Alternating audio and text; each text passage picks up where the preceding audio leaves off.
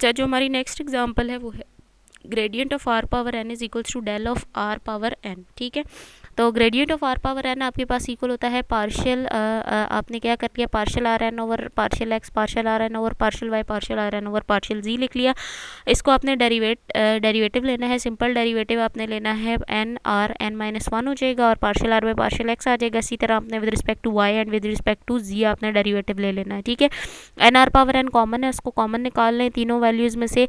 इधर क्या बचेगा, partial R by partial X I, partial R by partial Y J and partial R by partial Z के आ जाएगा। तो partial are by partial X आपने निकाला, वो एक्स ओवर आर के इक्वल था, ये वाई ओवर आर के इक्वल और ये जेड ओवर आर के इक्वल था। जस्ट वैल्यूज़ लगानी है और आपने इसको सॉल्व करेंगे, ये आ जाएगा आर वेक्टर। ये चीज़ आपके पास बन जाएगी आर वेक्टर और ये जो है वो आर मैग्नीट्यूड ऐसे ही आपके पास आएगा।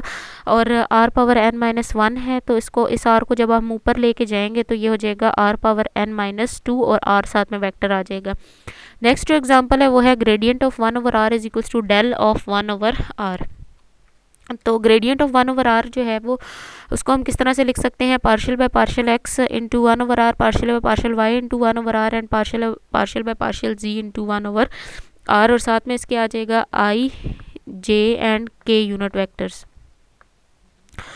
तो नेक्स्ट इसका जब हम डेरिवेटिव लेंगे तो वो बनेगा minus one over r square, साथ में आ जाएगा partial are by partial x, फिर इसी तरह minus one over r square partial are by partial Y and similarly for z. तो उसके बाद इसमें से कॉमन ले लेना है, minus one over r square को कॉमन ले लिया तो अंदर क्या बचा, partial are by partial x, partial are by partial Y and partial are by partial z. Partial are by partial x की वैल्यू इसी तरह से सब्स्टिट्यूट कर देनी है वाई की, और इसी तरह जेड वाली की डेरिवेटिव की वैल्यूज़ लगा देने के बाद इसको आप सॉल्व करेंगे तो ये बन जाएगा आर वेक्टर और ये नीचे आ जाएगा उसका आर का मैग्नीट्यूड, ये आर स्केयर और आर मिल के बन जाएगा r cube and r vector divided by are cube. तो यही चीज़ प्रूव करनी थी। नेक्स्ट जो एग्जांपल है फोर्थ वो आपके पास है gradient of one over R N is equals to del of one over R power N. तो gradient of one over R N जो है वो हम निकाल लेंगे, इसी तरह से हमने partial by partial x, similarly partial by partial Y and partial by partial z, same वही काम करना है जो हमने पिछली एग्जांपल्स में किया है और इसको जस्ट डेरिवेटिव लेना है और उसको सॉल्व करना है। तो सॉल्व करने के बाद आपके पास आंसर ये आ जाएगा। ये एग्जांपल आपने खुद करनी है, इसमें जस्ट आपने एवेल्यूएट कर देना है। Gradient of one over r cube का भी आपने एवेल्यूएट करना है। आर क्यूब का मतलब है कि आर पावर एन के लिए जो आपने निकाला है उसमें एन की जगह जहाँ जहाँ पे एन आ रहा है वहाँ पे आपने एन की जगह पे 3 लगा देना है। जब एन की जगह पे आप 3 लगाएंगे तो ये बन जाएगा 3r divided by r power 3 plus 2 और 3r divided by r power 5, ये इसका आंसर आ जाएगा। फिफ्थ वन है del phi of R is equals to क्या होता है, partial phi by partial x, partial phi by partial Y and partial phi partial Z हो जाएगा। क्योंकि फाई जो है वो आर का फंक्शन है इसलिए, और आर फंक्शन होता है एक्स वाई एंड जी का, इसलिए हमने इसके तीनों डेरिवेटिव्स यहाँ पर तीनों डेरिवेटिव्स हमने यहाँ पर इसके लिख दिए हैं। तो उसके बाद मैंने क्या किया कि इसको चेन रूल लगा दिया। यहाँ पर चेन रूल लगाने के बाद ये बन गया partial phi by, chain rule कैसे लगाया कि partial phi by partial x था हमारे पास, इसको मैंने लिख दिया partial phi by partial r into partial are by partial x. तो ये partial phi by partial r जो है इसको फाई प्राइम ऑफ आर लिख दिया और साथ में partial are by partial X आ गया। सिमिलरली इसके लिए भी हमने यही काम किया, फाई प्राइम ऑफ आर आ गया और partial are by partial Y आ गया, और इसके लिए भी हमने यही चीज़ यहाँ पर लिख दी। फाई प्राइम ऑफ आर सब में से कॉमन है, इसको कॉमन ले लेंगे तो अंदर बचेगा partial are by partial x, partial are by partial Y and partial are by partial Z. और इनकी वैल्यूज़ क्योंकि हमने बिल्कुल स्टार्ट में निकाली थी वो वैल्यूज़ लगा देंगे तो ये बन जाएगा r vector divided by r और साथ में आ जाएगा फाई प्राइम ऑफ आर, यानी इसका फर्स्ट डेरिवेटिव। नेक्स्ट एग्जांपल है हमारे पास for a scalar phi and vector F, prove that, ये चीज़ हमने प्रूव करनी है। इसकी जस्ट मैं आपको हिंट्स बता रही हूँ, इसको सॉल्व आपने खुद करना है। Divergence of phi of F लिया हमने, तो divergence of phi of F का मतलब है del dot phi of F. तो डेल आपने लगा दिया और फाई ऑफ एफ की वैल्यूज़ लगा दी, जस्ट इसका डॉट प्रोडक्ट लेना है और इसको सॉल्व कर लेना है। सॉल्व कर लेने के बाद आपके पास ये इक्वल आना चाहिए इस चीज़ के। तो नेक्स्ट एग्जांपल है हमारे पास, prove that the electric field given by the equation is sinusoidal solenoidal आपने इसको प्रूव करना है। तो सोलेनाइडल के लिए हमने ये क्या कहा था कि divergence of any vector del dot E जो है वो आपके पास क्या आना चाहिए, 0 होना चाहिए। तो डाइवर्जेंस ऑफ वेक्टर 0। तो ये जो फील्ड होती है जिसमें डाइवर्जेंस ऑफ ई ज़ीरो होती है, इसको हम कहते हैं सोलेनाइडल फील्ड। तो फील्ड आपको ई गिवन है, इसकी डाइवर्जेंस आपने कैलकुलेट करनी है। Del dot q divide by 4 pi epsilon naught r hat divided by r square, तो डेल डॉट दिस वन आ जाएगा। अच्छा, तो आर हैट को आप लिख सकते हैं यूनिट वेक्टर है, यूनिट वेक्टर इक्वल होता है vector divided by its magnitude.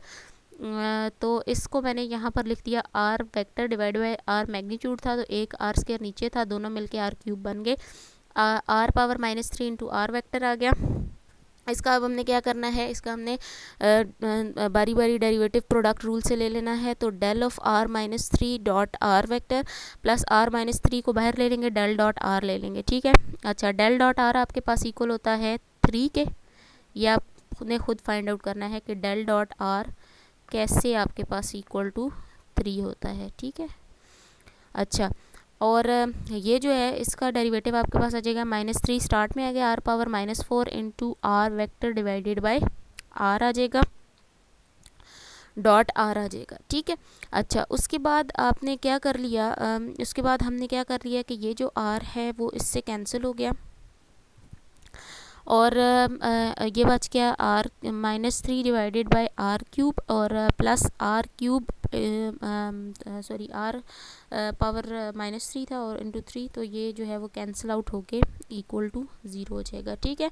अब ये del dot r power n जो है वो आपने इस तरह से निकालना है। ये यहाँ पर फार्मूला जो है वो यूज़ हुआ है, लिखा हुआ है, सब हिंट्स भी यहाँ पर मौजूद है, आपने इसको खुद सॉल्व कर लेना है कि क्या आता है, ठीक है। फिर उसके बाद है कंसीडर, ये बहुत सारी एग्जांपल्स मैं आपको यहाँ पर बता रही हूँ ताकि आप इनको करें और आपको अच्छे से प्रैक्टिस हो जाए। किसी भी क्वेश्चन को अगर आपके पास आता है तो आप उसको कैसे सॉल्व कर सकते हैं, ठीक है। तो उसके बाद है consider a vector field is the field conservative.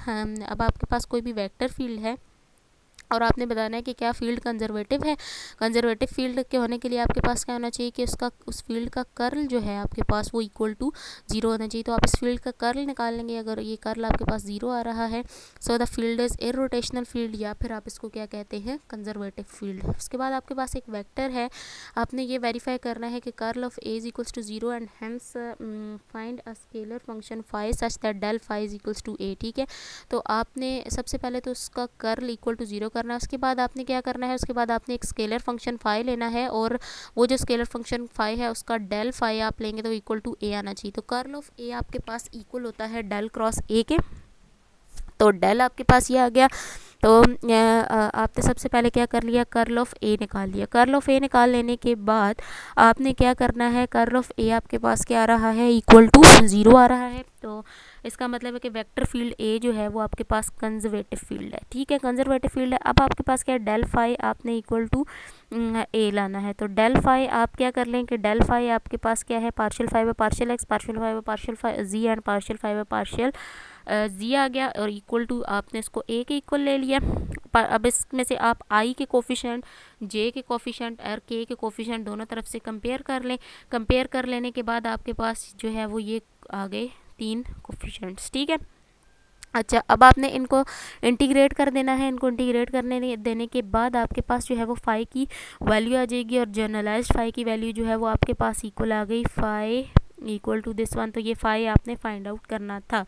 Next जो हमारा टॉपिक है वो है line integral of a vector field. तो line integral of a vector field आपके पास क्या होता है कि integration of the vector field along a curve is known as line integral, यानी किसी भी कर्व के अलोंग अगर आपने इंटीग्रेशन करनी है तो उसको आप कहते हो line integral of the field, ठीक है। तो आपके पास ये क्या है, आपने एक ये लाइन ले ली, इसमें ये पी है और ये क्यू, पी से लेके आर तक ये आपने एक लाइन ले ली, और इसके अंदर ही आपने एक पॉइंट क्यू भी ले लिया। तो पी से आर तक जब आपने इसकी इंटीग्रेशन करनी है तो आपने क्या करना है, इसको आप क्या कहोगे कि ये आप इसका लाइन इंटीग्रल है, ठीक है। तो लाइन इंटीग्रल को यहाँ पर वेक्टर फील्ड के लिए लिखा हुआ है कि आर पी से आर तक ए डॉट डी एल आपने क्या कर देना है, लाइन इंटीग्रल। लाइन इंटीग्रल के लिए हमेशा यहाँ पर डी एल आप यूज़ करते हैं, ठीक है। For example work done moving a particle from R to P by a force, force के ज़रिए से जब आपने वर्क डन निकालना है तो एफ डॉट डी आर आ जाएगा, और ये आपने लाइन इंटीग्रल से फाइंड कर लेना है। डी आर आपके पास कोई भी इनफिनिटेसिमल डिस्प्लेसमेंट हो सकता है। अब इससे रिलेटेड कुछ एग्जांपल्स हैं वो देख लें कि आपने लाइन इंटीग्रल को कंप्यूट करना है और उसके लिए आपको y गिवन है equal to x from 0 to 1 और f की वैल्यू आपको गिवन है ये चीज़, ठीक है। तो आप सबसे पहले f डॉट डी आर निकालें। एफ डॉट डी आर निकालने के लिए आपने एफ़ की वैल्यू लगाई और डी आर जो है वो क्या हो जाएगा, D X I D Y J हो जाएगा। आपने इन दोनों का डॉट प्रोडक्ट लेना है, माइनस वाई डी एक्स और प्लस एक्स डी वाई आ जाएगा, ठीक है। डॉट प्रोडक्ट लेने के बाद आपने क्या कर दिया, वाई को इक्वल टू एक्स ले लिया। वाई इक्वल टू अगर एक्स है तो d y equal to d x होगा। आपने पूरी इक्वेशन को या तो in terms of x convert कर लेना है या in terms of y convert कर लेना है। तो यहाँ पर देखो इसको इसने in terms of x convert कर लिया। In terms of x convert कर लेने के बाद आपने लिमिट देखनी है कि आपके पास ये जो कोऑर्डिनेट्स होते हैं ये बेसिकली x और y होते हैं, ठीक है। तो इधर x 0 है और 0 से चेंज होके 1 हो रहा है, तो लिमिट क्या हो गई, 0 से 1 हो गई, ठीक है। तो आपने क्या करना है, इसको देखोगे तो ये आपके पास इक्वल टू 0 आ गया ऑटोमेटिकली। तो आपने इसको अब फाइंड करना था इस इंटीग्रल की वैल्यू जो 0 आ गई। नेक्स्ट जो आपके पास है क्वेश्चन है कि आपके पास ये एक इंटीग्रल है और ये अराउंड द स्क्वायर है ये इंटीग्रल। आपने इस इंटीग्रल को क्या करना है, इस इंटीग्रल को आपने फाइंड आउट करना है। तो आप क्या करो, एक स्क्वायर बना लो। स्क्वायर में आपके पास 4 लाइंस बनेगी, एक ए बी बन गई, एक बी सी बन गई और एक सी डी बन गई, ठीक है। और ये चारों के कोऑर्डिनेट्स आपको गिवन है। इस इंटीग्रल के को आपने 4 पार्ट्स में डिवाइड कर दिया, 0 to A to B to D and D to again 0, ठीक है। डी टू अगेन ए ले लिया, इसने ए ले लिया, 0 लिया हुआ है, ओ लिया हुआ है और मैंने इसको ए ले लिया, ठीक है। तो फ़र्क कुछ भी नहीं है। अच्छा, अब उसके बाद उसने आपको बता दिया है कि अलॉन्ग ओ ए या अलॉन्ग ए बी अगर आप देखो तो इसको मैं भी इसको ऐसी कर लेती हूँ क्योंकि ताकि आपको यह यहाँ पर कन्फ्यूजन ना रहे, ठीक है। आपके पास है A B O A B and D उसने ले लिया, ठीक है। ओ टू ए और ओ ए अगर आप देखो तो आपके पास ओ के कोऑर्डिनेट है 0 0, इसके कोऑर्डिनेट है 0 0 और इसके, अच्छा ये इसने ना बनाई हुई है एक उसके ऊपर ओरिजिन के ऊपर, ठीक है। तो इस वजह से उसने इसको ओ लिया हुआ है। तो मैं यहाँ पर इसको ड्रॉ कर लेती हूँ, या बल्कि ये नीचे जो है वो ये ड्रॉ हुई भी है, ये ड्रॉ हुई है। तो अगर आप देखो कि ये जो है वो आपके पास क्या है, 0 टू 0 0 है, ठीक है। ये आपके पास 0 0 है, ये 1 0 है, ये 1 1 है और ये 0 1 कोऑर्डिनेट गिवन है। तो उसने आपको बता दिया है कि x वेरी कर रहा है ओ ए में 0 से 1 और अलॉन्ग ए बी आपके पास y वेरी कर रहा है, अलॉन्ग बी डी आपके पास x वेरीज कर रहा है और अलॉन्ग डी ओ आपके पास जो है वो अगेन y वेरी कर रहा है। तो आपने जो है वो जस्ट लिमिट्स लगानी है उसके अंदर और उसको सॉल्व कर लेना है। सॉल्व कर लेने के बाद आप देखोगे कि आपके पास जो आंसर है वो इस इंटीग्रल का वो 2 आता है। तो इस इंटीग्रल को भी आपने खुद से सॉल्व कर लेना है। उसके बाद है इंटीग्रल आपके पास, नेक्स्ट इंटीग्रल है अलॉन्ग द पैराबोला। आपने लेना है y की जगह पे एक्स स्क्वायर लगा देना है और लिमिट को जो है वो लिमिट आपको गिवन है 0 से 1 में चेंज हो रहा है x। तो लिमिट लगाने के बाद आपने इसको जस्ट सॉल्व कर लेना है। नेक्स्ट आपके पास ये जो एग्जाम्पल है, x की जगह पे cos थीटा, y की जगह पे 1 प्लस साइन थीटा लगाना है। लिमिट को आपने लेना है -π/2 से 0 तक, ये लिमिट आपको गिवन है, ठीक है। लिमिट आपको साथ में दी हुई है, लिमिट लगानी है और उसको इंटीग्रेट करके इसको सॉल्व कर लेना है। तो सॉल्व कर देने के बाद आपने आंसर फाइंड आउट कर लेना है। वेक्टर फील्ड ए जो है उसने कार्टेशियन कोऑर्डिनेट्स में यहाँ पर डिफाइन कर दी है। आपने ए डॉट डी आर जो है वो एवेल्यूएट करना है। सबसे पहले आप ए डॉट डी आर निकाल लेंगे। ए डॉट डी आर निकाल लेने के बाद जो है आप where L is the parameter of the rectangle A B C D and उसके कोऑर्डिनेट्स आपको गिवन है, ठीक है। रेक्टेंगल के कोऑर्डिनेट आपको गिवन है। तो ए आपके पास ये चीज़ है, ए डॉट डी आर निकाल लेंगे।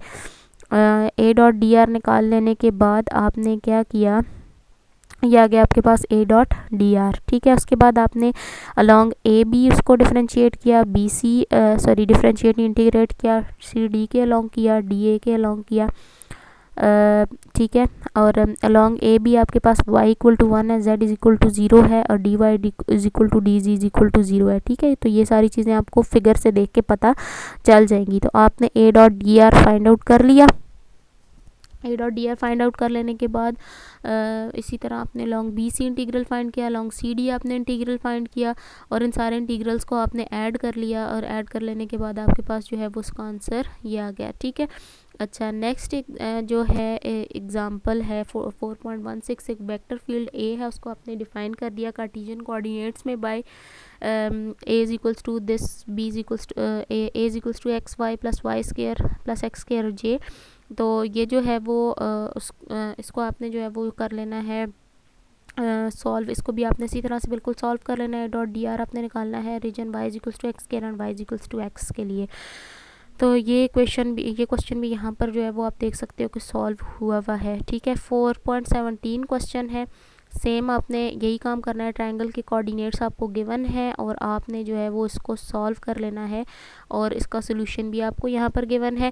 4.18 है, ये सारे आपकी असाइनमेंट के क्वेश्चंस हैं। इन क्वेश्चंस को आप करें और कमेंट बॉक्स में मुझे बताइए कि अगर आपको कोई इसमें प्रॉब्लम है तो I will share in the next video सून। ठीक है, 4.18 प्रॉब्लम है, उसमें कोई भी आपको लिमिट्स गिवन है और सब कुछ गिवन है यहाँ पर, तो आपने इसको कैलकुलेट कर लेना है। सिमिलरली 19 क्वेश्चन जो है उसके लिए भी आपको ये सब कुछ गिवन है, तो आपने इसके लिए भी ये कैलकुलेट कर लेना है। ठीक है, यहाँ पर आके हमारा आज का लेक्चर ख़त्म होता है। वीडियो को लाइक ज़रूर करिएगा, चैनल को सब्सक्राइब करें और उसके बाद मुझे कमेंट्स में बताइए कि आपको इस लेक्चर की समझ आई है या नहीं आई। Thank you so much. अल्लाह हाफिज़।